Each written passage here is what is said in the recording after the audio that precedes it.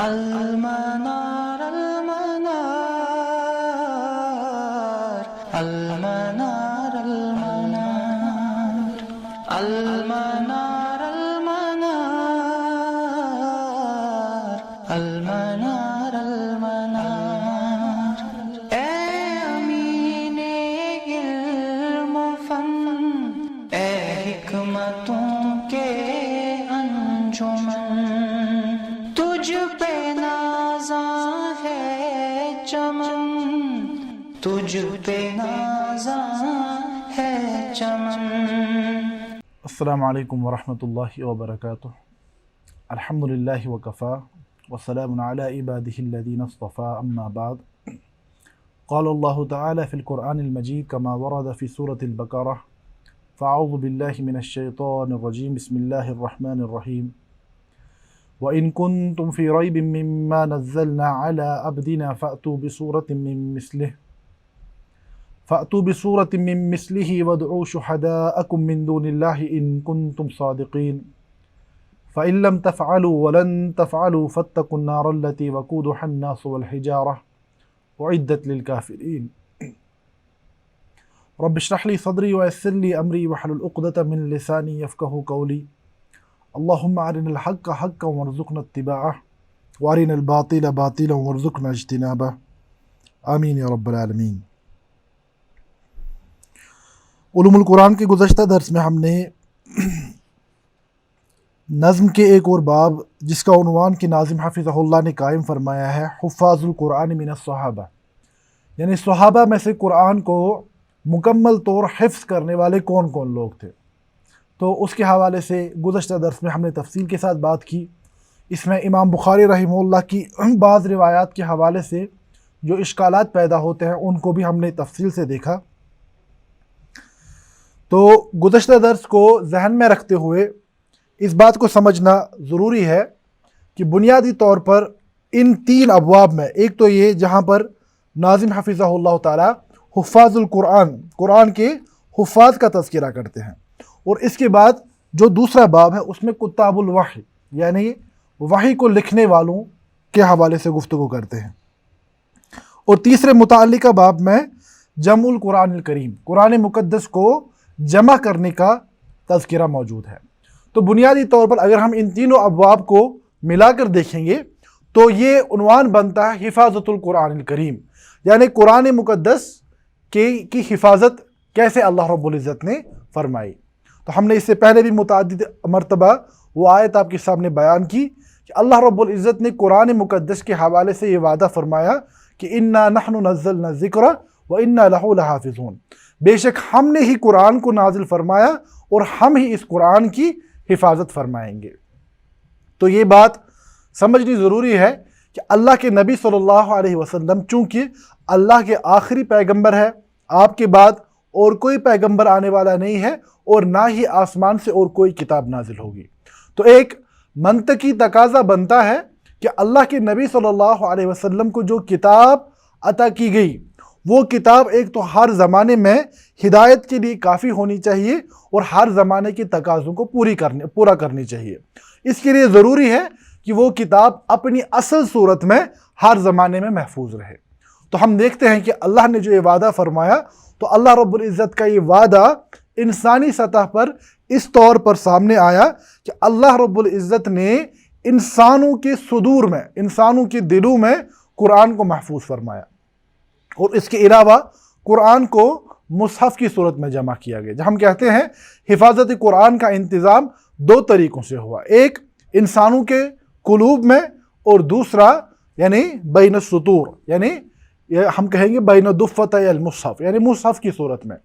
تو اس اعتبار سے ہمیں یہ سمجھنا ہے کہ جب ہم نے گزشتہ درس میں حفاظ القرآن کی بات کی، یعنی قرآن کو یعنی زبانی یاد کرنے والوں کا تذکرہ جو ہم نے پڑھا، گویا کہ وہ قرآن کی حفاظت کا ایک مرحلہ یا ایک پہلو ہے. تو دوسرا پہلو قرآن مقدس کی لکھنے کے اعتبار سے قرآن کی حفاظت. تو جہاں تک آج کے ہمارے درس کا تعلق ہے، آج کے درس میں ہم اس نظم کے دو ابواب کا مطالعہ کریں گے. ایک جس کا عنوان ناظم حفظہ اللہ نے قائم فرمایا کتاب الوحی، یعنی لکھنے والے وحی کو لکھنے والے صحابہ کا تذکرہ، اور اس کے بعد انہوں نے عنوان قائم فرمایا ہے جمع القرآن، قرآن مقدس کو جمع کرنے کا بیان۔ تو جہاں تک پہلے باب کا تعلق ہے تو ناظم حفظہ اللہ فرماتے ہیں والوحی قد کان لہ کتاب ابی والاربعۃ الاحباب والزید والزبیر والمغیرہ حنظلۃ وخالد العشیرہ معاویۃ وعامر یزید وامر ثم ثابت وزید۔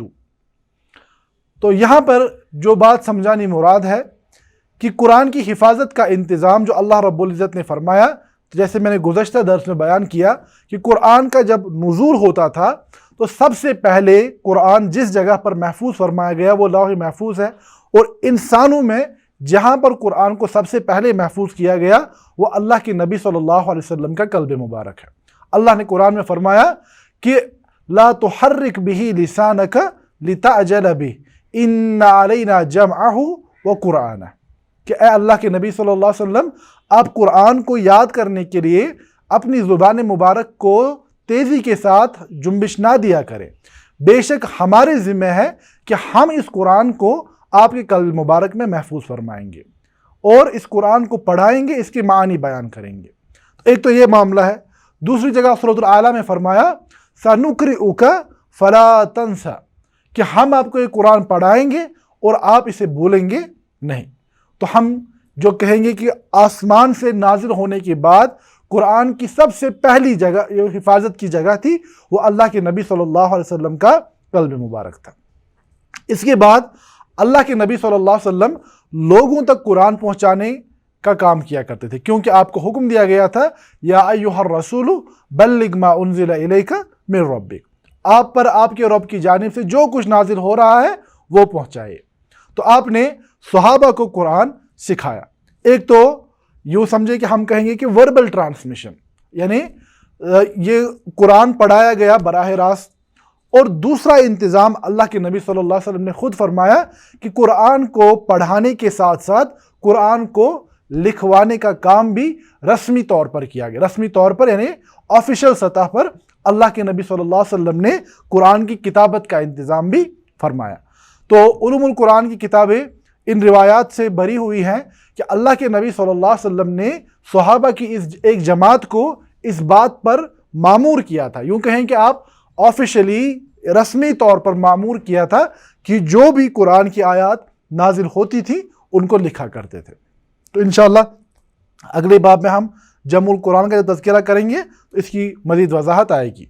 اب یہاں پر جن لوگوں نے قرآن کو لکھنے کا کام کیا ان کے ہمارے پاس دو قسمیں موجود ہیں۔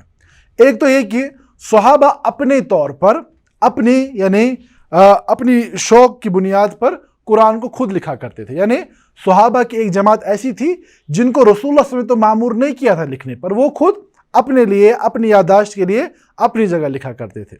اور دوسرا صحابہ کی وہ جماعت ہے جنہیں رسمی طور پر رسول اللہ صلی اللہ علیہ وسلم نے معمور کیا تھا وحی کی کتابت پر۔ یہاں پر فرق کرنا ضروری ہے کیونکہ اسی فرق کی بنیاد پر آگے جمع القرآن کے باب کو ہم اچھے سے سمجھ پائیں گے۔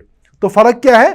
ایک تو صحابہ کی وہ جماعت ہے جنہوں نے خود اپنی جگہ یعنی قرآن کو لکھا، اپنے طور پر قرآن کو لکھا، تو اللہ کے نبی صلی اللہ علیہ وسلم نے ان کو معمور نہیں کیا تھا۔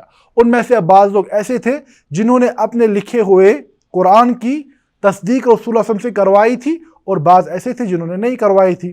لیکن اس کے علاوہ جہاں تک آفیشل سطح کا تعلق ہے، رسمی طور پر رسول اللہ صلی اللہ علیہ وسلم نے جن صحابہ کو وحی کی کتابت پر معمور فرمایا تھا ان کا یہاں پر ناظم حفظہ اللہ نے یہاں تذکرہ کیا ہے۔ تو فرماتے ہیں والوحی قد کان لہ کتاب، جہاں تک وحی کا تعلق ہے بے شک وحی کے لکھنے پر کچھ لوگ معمور تھے۔ کتاب کاتب کی جمع، ٹھیک ہے، کاتب آئی لکھنے والا۔ تو فرماتے ہیں بے شک وحی کے لکھنے پر کچھ لوگ معمور تھے، جن میں سے کون ہیں؟ ابی والاربعۃ الاحباب، ایک سیدنا ابی ابن کعب رضی اللہ تعالیٰ عنہ، جن کے بارے میں رسول اللہ صلی اللہ علیہ وسلم نے خود فرمایا اقرأہم ابی ابن کعب، کہ میرے صحابہ میں قرآن کو سب سے زیادہ جاننے والا ابی ابن کعب ہے رضی اللہ عنہ۔ تو آپ قرآن کو ऑफिशियल रस्मी सतह पर, देखिए यहाँ पर मैं बार बार इस चीज़ को एम्फेसाइज कर रहा हूँ, ताकीद के साथ बयान कर रहा हूँ कि आपने अपने तौर पर नहीं लिखा, आपको मामूर किया गया था वही की किताबत पर।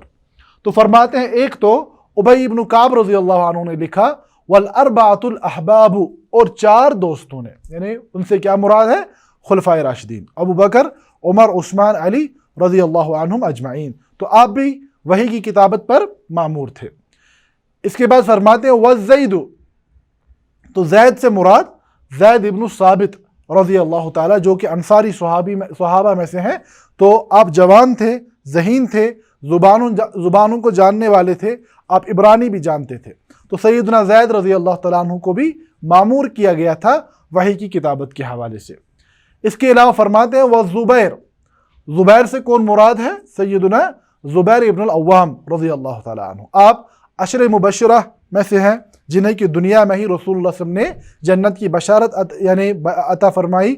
और इसके अलावा आप यानी रसूलुल्लाह सल्लल्लाहु अलैहि वसल्लम के हमजुल्फ और सैयदना अबू बकर सिद्दीक़ के दामाद, यानी सैयदना अबू बकर सिद्दीक़ रज़ी अल्लाह अन्हु की 2 बेटियां थी, उम्मुल मोमिनीन सैयदा आयशा रज़ी अल्लाह ताला अन्हा और उम्मुल मोमिनीन सैयदा अस्मा रज़ी अल्लाह ताला अन्हा। तो सैयदा अस्मा ज़ुबैर इब्न अव्वाम रज़ी अल्लाह अन्हु के निकाह में थी, इसीलिए आप रसूल सल्लल्लाहु अलैहि वसल्लम के हमजुल्फ और सैयदना अबू बकर सिद्दीक़ के, या हम कहेंगे आपके दामाद थे। वज़ैद वज़ुबैर, और ज़ुबैर इब्न अव्वाम भी मामूर थे। वल मुगीरा, मुगीरा से कौन मुराद है, मुगीरा इब्न शुअबा रज़ी अल्लाह ताला अन्हु। इसी तरह फरमाते हैं वह हंज़ला, हंज़ला के नाम से 2 सहाबी मारूफ हैं। एक तो है हंज़ला इब्न रबी और दूसरे हैं हंज़ला इब्न आमिर, जो गसीरुल मलाइका के नाम से मारूफ हैं, कि जिन्हें यानी ओहद के मैदान में मलाइका ने गुस्ल दिया था जब वो शहीद हुए, तो वो हंज़ला इब्न आमिर हैं, ये वो हंज़ला नहीं है। तो इससे मुराद हंज़ला इब्न रबी हैं रज़ी अल्लाह ताला अन्हु। तो इसके बाद फरमाते हैं वह खालिदु, खालिद से मुराद खालिद इब्न वलीद रज़ी अल्लाह ताला अन्हु, खालिद इब्न वलीद रज़ी अल्लाह अन्हु। और फरमाते हैं वह खालिदुल आशिरा। उसके बाद फरमाते हैं मुआविया, तो सैयदना मुआविया रज़ी अल्लाह अन्हु, व आमिरुन, आमिर इब्न फुहैरा रज़ी अल्लाह ताला अन्हु, यजीद, यजीद से मुराद यजीद इब्न अबी सुफियान, सैयदना मुआविया रज़ी अल्लाह अन्हु के भाई और अबू सुफियान रज़ी अल्लाह ताला अन्हु के फर्जंद, यानी ये सैयदना मुआविया के बड़े भाई थे, ठीक है। तो यजीद इब्न अबी सुफियान। और उसके बाद फरमाते व अमरुन, अम्र इब्न आस रज़ी अल्लाह ताला अन्हु फातिह मिस्र। उसके बाद सुम्मा साबितुन, साबित से मुराद साबित इब्न कैस, जो कि मशहूर सहाबी हैं, तो इससे मुराद है साबित से साबित इब्न कैस रज़ी अल्लाह अन्हु। वज़ीदु, और फरमाते और बाज़ उलमा ने इनके अलावा भी कुछ नाम गिनाए हैं, लेकिन जहाँ तक इनका ताल्लुक़ है ये मुत्तफ़क़ अलैह है कि ये वो लोग हैं जिन्हें रसूलुल्लाह सल्लल्लाहु अलैहि वसल्लम ने वही की किताबत पर मामूर फरमाया था। अब हम जानते हैं इनमें से कुछ लोग इस्लाम में सबकत करने वाले हैं और कुछ लोगों ने यानी ताख़ीर के साथ इस्लाम कबूल किया। तो कुछ लोगों का एतराज़ होता है, एक बेहुदा सा एतराज़, कि सैयदना मुआविया रज़ी अल्लाह अन्हु को कितना वक्त मिला कि उन्हें हम कातिब वही कह सकते हैं, ठीक है। क्योंकि सैयदना मुआविया रज़ी अल्लाह ताला अन्हु हम जानते हैं उन्होंने फ़तह मक्का के बाद इस्लाम कबूल किया, और फ़तह मक्का के बाद रसूल सल्लल्लाहु अलैहि वसल्लम यानी 3 साल के आसपास बाकायदे हयात रहे, तो गोया कि ज़्यादा तवील वक्त नहीं मिला। तो यहाँ पे ये बात समझनी है कि ये जब नाम लिए जाते हैं, इससे मुराद ये नहीं है कि इन सब लोगों ने सारा कुरान लिखा। हम कहेंगे इस मजमूए को रसूलुल्लाह सल्लल्लाहु अलैहि वसल्लम ने मामूर फरमाया था कि जब भी कुरान की आयत नाजिल होती थी कि फ़लाँ आयत को फ़लाँ जगह पर लिखो। अब रसूल सल्लल्लाहु अलैहि वसल्लम की यानी जिस वक्त जिस सहाबी से ये काम लेना चाहा उसको हुक्म फरमाया गया और उन्होंने इसको लिखने का काम किया। तो यहाँ पे हमें समझना है कि यहाँ पे ये सारे सहाबा या अमीनुल वही यानी वही के अमानतदार इस एतबार से करार पाएंगे, अल्लाह के नबी सल्लल्लाहु अलैहि वसल्लम ने इन पर इतना एतमाद किया कि इनको कुरान के लिखने पर मामूर फरमाया। तो इन नामों को जहन में रखते हुए हम किताब के अगले बाब की तरफ आएंगे, नज़्म के अगले बाब की तरफ, जिसका उन्वान नाज़िम हफ़िज़हुल्लाह ने, शेख शुरैम हफ़िज़हुल्लाह ने कायम फरमाया है, जमउल कुरानिल करीम, कुरान मुक़द्दस को जमा करने का तज़किरा। تو یہاں پہ میں نے پہلی بات بیان کر چکا ہوں، جب ہم جمع القرآن کی بات کرتے ہیں تو یہ جمع دو سطحوں پر ہوا، ایک یعنی قلوب میں جمع جس کا تذکرہ پیچھے آیا، اور دوسرا یعنی اوراق پر لکھنے کا معاملہ، یعنی ہم کہیں گے بین ضفتي المصحف، یعنی مصحف کی صورت میں قرآن کو جمع کرنے کا تذکرہ۔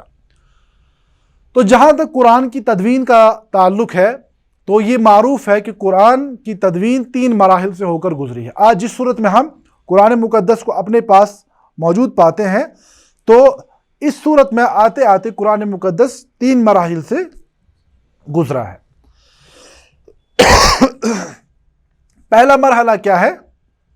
ہم کہتے ہیں پہلا ہے جمعہ بمعنی حفظہ فی الصدور و استظہارہ، یہ جمع قرآن کے مطلب ہے، ایک قرآن مقدس کو حفظ کرنا، یاد کرنا، دوسرا قرآن مقدس کا جمع بمعنی کتابتہ و تدوینہ، قرآن مقدس کو کتاب کی صورت میں لکھنا، اور تیسرا جمعہ بمعنی تسجیلہ تسجیلا صوتیا، یعنی اس میں آپ یہ معاصر علماء نے اضافہ کیا ہے کہ قرآن مقدس کو جدید آلات کے ذریعے سے ریکارڈ کرنا، محفوظ کرنا۔ جیسے ہم دیکھتے ہیں کہ ہمارے زمانے میں مشہور جو قراء گزرے ہیں ان کے جو قرآن کو پڑھنے کا طریقہ ہے اس کو محفوظ کی، قاری عبد الباسط عبد الصمد رحمہ اللہ کا تذکرہ ہو یا قاری صدیق منشاوی کا تذکرہ ہو، تو یہ جو بڑے بڑے ماہرین یعنی علم القراءت کے گزرے ہیں تو اس زمانے میں ان کی یعنی آڈیو ریکارڈنگز یا بعد کے زمانے میں ویڈیو کا بھی اس میں اضافہ ہو سکتا ہے، تو فرماتے ہیں کہ یہ بھی ایک جمع کی صورت ہے۔ لیکن جب ہم ٹیکنیکل سطح پر جمع کی بات کرتے ہیں تو یہ اس سے کیا مراد ہے؟ اس سے یہ 3 مراحل مراد ہے۔ سب سے پہلے کہ الجمع الاول فی عہد رسول اللہ صلی اللہ علیہ وسلم، کہ اللہ کے نبی صلی اللہ علیہ وسلم کے زمانے میں قرآن کو جمع کیا گیا، کیسے جمع کیا گیا اس کا تذکرہ آئے گا۔ دوسرا مرحلہ کہ کچھ یعنی ضروریات کے پیش نظر ابوبکر صدیق رضی اللہ عنہ کی خلافت کے زمانے میں قرآن کو یعنی لکھوایا گیا، اور اس کی کیا نوعیت تھی، کب لکھا گیا، کس نے لکھا، تو یہ ساری چیزیں انشاءاللہ تفصیل کے ساتھ آئیں گی۔ اور تیسرا مرحلہ سیدنا عثمان رضی اللہ عنہ کے زمانے میں اور کچھ ایسے واقعات پیش آئے جس کے لیے قرآن کو دوبارہ لکھوانا یعنی اس کی ضرورت محسوس ہوئی۔ تو ہم کہیں گے جہاں تک قرآن کی تدوین کا تعلق ہے، تدوین قرآن 3 مراحل سے ہو کر گزری ہے۔ ایک رسول اللہ صلی اللہ علیہ وسلم کے زمانے میں وہ کیا تھا، کیسے ہوا، اس کا تذکرہ آئے گا۔ دوسرا سیدنا ابوبکر رضی اللہ عنہ کی خلافت کے زمانے میں، اور تیسرا سیدنا عثمان رضی اللہ تعالیٰ عنہ کے زمانے میں۔ سب سے پہلی بات، جہاں تک رسول اللہ صلی اللہ علیہ وسلم کے زمانے میں قرآن کو لکھنے کا، ایک تو ہے حفظ کا، اس کا تذکرہ آ چکا ہے، قرآن کو لکھنے کا کیا معاملہ تھا اس کا تذکرہ ان 2 روایات میں موجود ہے جو یہاں پر بیان کی گئی ہے۔ ایک روایت امام ترمذی رحمہ اللہ نے اپنی سنن میں بیان کی ہے کہ زید ابن ثابت، پہلے باب میں زید ابن ثابت کا تذکرہ آیا کس حوالے سے کہ آپ کاتب وحی ہیں، یعنی آپ نے وحی کو لکھنے پر آپ کو رسول اللہ صلی اللہ علیہ وسلم نے مامور کیا تھا۔ تو سیدنا زید رضی اللہ عنہ فرماتے ہیں کننا عند رسول اللہ صلی اللہ علیہ وسلم نؤلف القرآن من الرقاء، کہ اللہ کے نبی صلی اللہ علیہ وسلم کے زمانے میں ہم قرآن کو مختلف اوراق سے یا وہ چیزیں جو استعمال ہوتی لکھنے کے لیے وہاں سے نقل کرتے تھے۔ یعنی یہ روایت ہمیں یہ بات بتاتی ہے کہ اللہ کے نبی صلی اللہ علیہ وسلم کے زمانے میں قرآن کو لکھا جاتا تھا۔ دوسرے ایک روایت جو کہ امام حاکم رحمہ اللہ نے اپنی مستدرک میں بیان کی ہے، سیدنا عثمان رضی اللہ تعالیٰ عنہ، اس میں بنیادی طور پر عبداللہ ابن عباس رضی اللہ عنہ نے ایک سوال کیا تھا، یہ طویل روایت ہے، تو اس کے جواب میں جو چیزیں سیدنا عثمان رضی اللہ عنہ نے بیان فرمائی اس کا ایک حصہ یہ ہے، فرماتے ہیں کان رسول اللہ صلی اللہ علیہ وسلم مما یاتی علیہ الزمان وهو ينزل علیہ من الصور ذوات العدد فكان اذا انزل علیہ الشيء دعا بعض من يكتب له فيقول ضعوا هذه في السورة التي يذكر فيها كذا وكذا۔ فرماتے ہیں سیدنا عثمان رضی اللہ عنہ کہ اللہ کے نبی صلی اللہ علیہ وسلم پر کئی مرتبہ ایسا ہوتا تھا کہ متعدد صورتیں بیک وقت نازل ہوتی تھیں یا متعدد آیات ایک ساتھ نازل ہوتی تھی. تو فرماتے ہیں کہ آپ پھر وحی کا نزول جب ہوتا تھا دعا بعض من یکتب لہ، تو فرماتے ہیں جو وحی کو لکھا کرتے تھے ان لوگوں میں سے کسی کو بلایا کرتے تھے. تو اس روایت سے پتہ چلتا ہے کہ وحی کو لکھنے پر ایک ہی آدمی نہیں بلکہ متعدد افراد مامور تھے، کیونکہ کیا فرمایا دعا بعض من یکتب لہ، کہ جو لکھنے والے تھے ان میں سے کسی کو. ٹھیک ہے، سمجھ آئی بات؟ تو بلا کر کیا فرماتے تھے ضعوا هذه فی السورۃ التي یذکر فیہا کذا و کذا، کہ اس سورت کو یا اس سورت کو لکھو فلاں فلاں جگہ پر، اس سورت کے بعد یا اس آیت کے بعد ان آیات کو لکھو. یا فرماتے تھے ضعوا هذه الآیات فی السورۃ التي یذکر فیہا کذا و کذا، کہ ان آیات کو فلاں صورت میں فلاں فلاں جگہ پر لکھو. تو یہاں کے بات سمجھ آئی کہ اللہ کے نبی صلی اللہ علیہ وسلم قرآن جب نازل ہوتا تھا آپ نے جو وحی پر لکھنے کے لیے صحابہ کو مامور کیا تھا ان کو حکم دیا جاتا تھا کہ آپ یعنی فلاں آیت کو فلاں جگہ پر لکھو. تو سمجھ آئی بات کہ قرآن کی آیات کی جو ترتیب ہے یہ اجتہادی نہیں بلکہ توقیفی ہے. توقیف مطلب کہ اللہ کے نبی صلی اللہ علیہ وسلم کے حکم سے لکھا گیا ہے. یہ صحابہ کا اپنا اجتہاد نہیں تھا کہ فلاں جگہ فلاں آیت لکھے. تو جہاں تک صورتوں کا تعلق ہے اس میں بعض علماء نے یہ کہا ہے کہ صورتوں کی ترتیب صحابہ کا اجتہادی معاملہ ہے، لیکن اس میں بھی راجح قول یہ ہے کہ وہ بھی توقیفی معاملہ ہی ہے. بہرحال جہاں تک آیات کا تعلق ہے آیات میں متفق علیہ یہی قول ہے کہ آیات توقیفی طور پر لکھی گئی. اللہ کے نبی صلی اللہ علیہ وسلم نے خود نشاندہی فرمائی کہ فلاں آیات کو فلاں فلاں جگہ پر لکھو. جیسے کہ ہم جانتے ہیں جہاں تک سورۃ العلق کا تعلق ہے اس کی ابتدائی 5 آیات پہلی وحی ہے، اس کے بعد جو بقیہ آیات نازل ہوئی وہ بعد کے زمانے میں نازل ہوئی.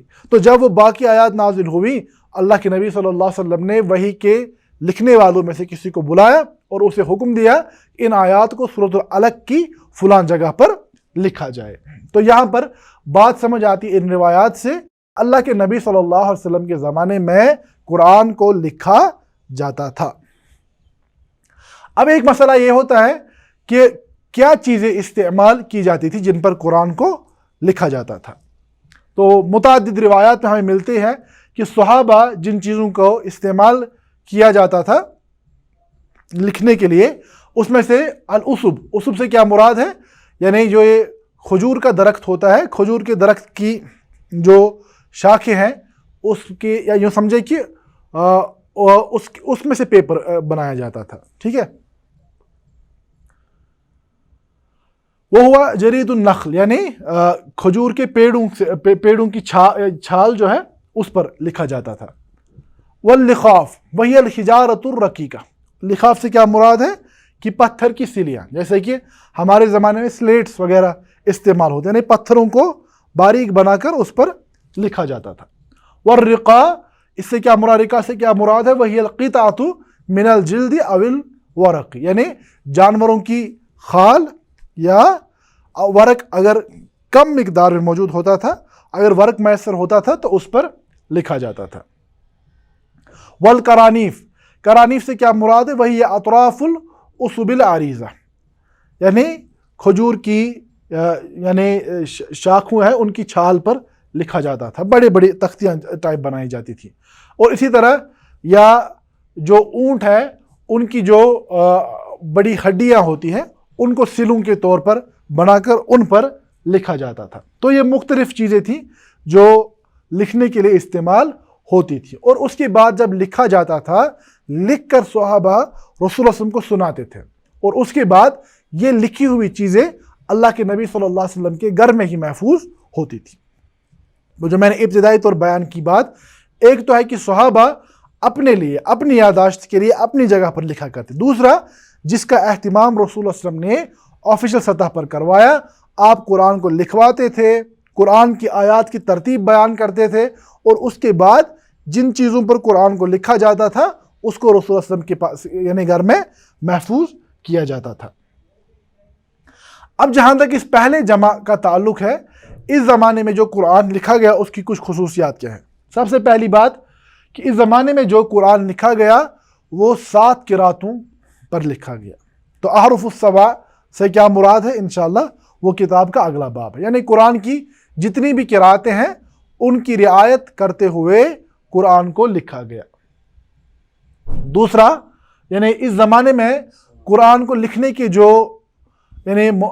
جو خصوصیات ہیں اس میں فرماتے ہیں کہ علماء کا اس بات پر اتفاق ہے کہ ان جمع القرآن فی عہد رسول اللہ صلی اللہ علیہ وسلم کان مرتب الآیات اما ترتیب السور ففیہ خلاف، کہ رسول اللہ علیہ وسلم کے زمانے مبارک میں جو قرآن لکھا جاتا تھا اس میں آیات ترتیب وار لکھی جاتی تھی۔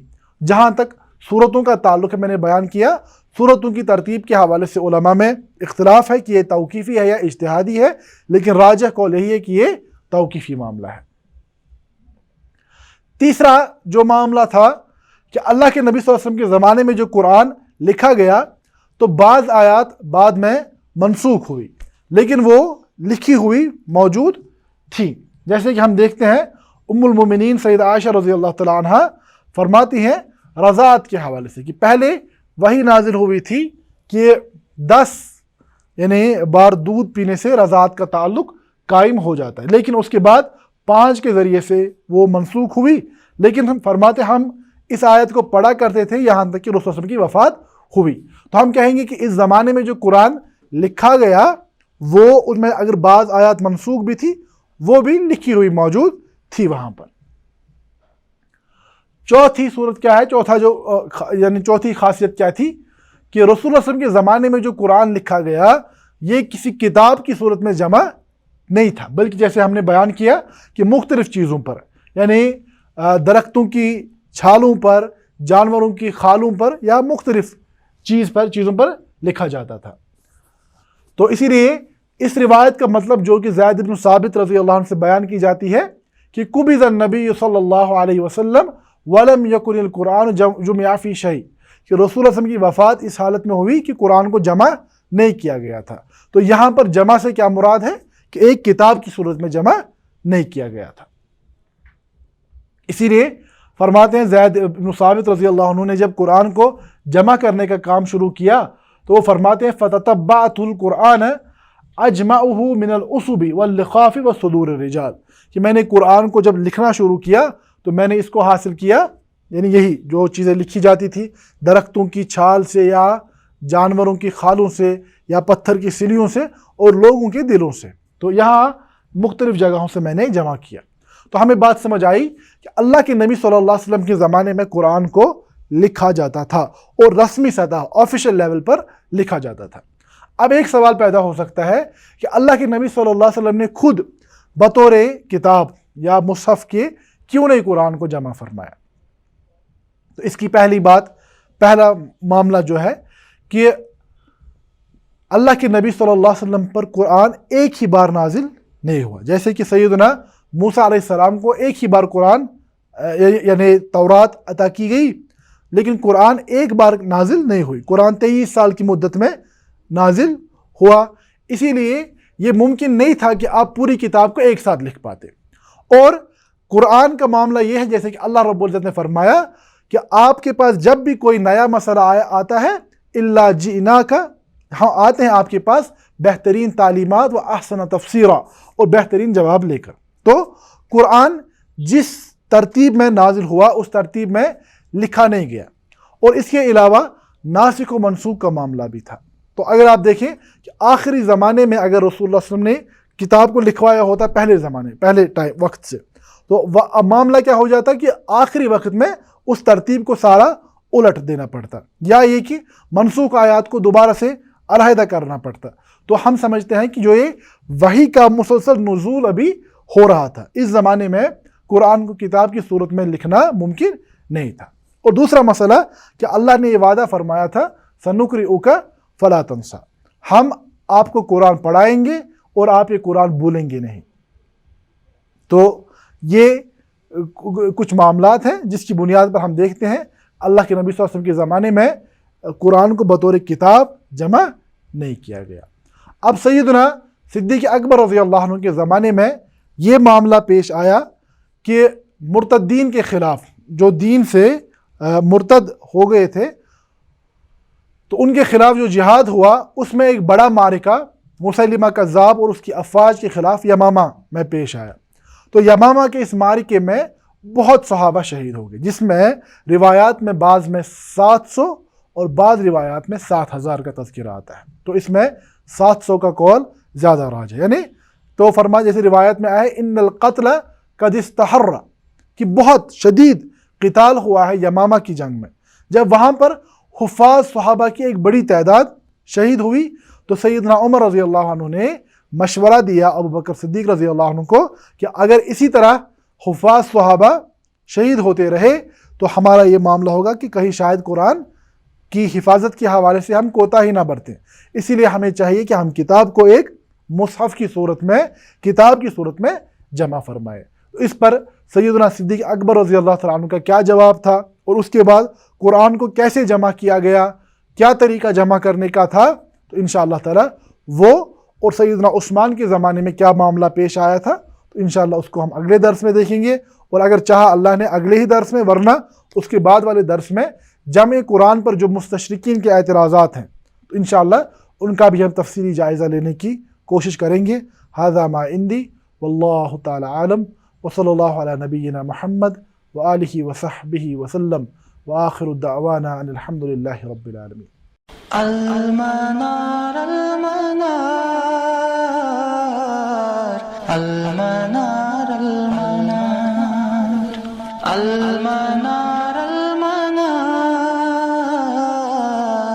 المنار المنار اے امین علم و فن، اے حکمتوں کے انجمن، تجھ پہ نازاں ہے چمن، تجھ پہ نازاں ہے چمن.